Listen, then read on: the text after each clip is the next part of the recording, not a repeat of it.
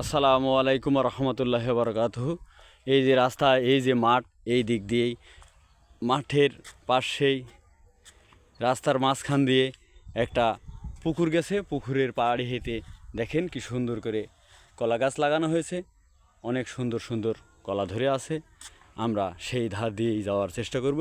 এই যে পুকুর, উপরে বসত বাড়ি, এখান থেকেই এই গ্রামের যে মেন রাস্তা, যাকে বলা হয় পাকা সড়ক, সেই পাকা সড়ক কাছে আমরা চলে এসেছি।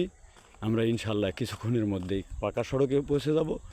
আর পুকুরটার ধার দিয়ে দেখতেই পাইতেছেন তো, গাছগাছালি, প্রাকৃতিক সম্পদ লেগে রাখছেন।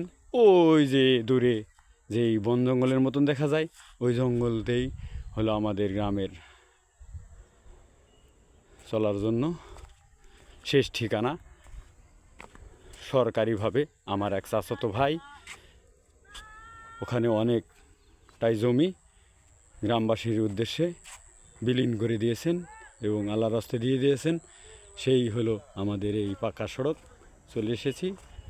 সবাই দেখে যদি ভালো লেগে থাকে কমেন্টে লিখবেন আমিন।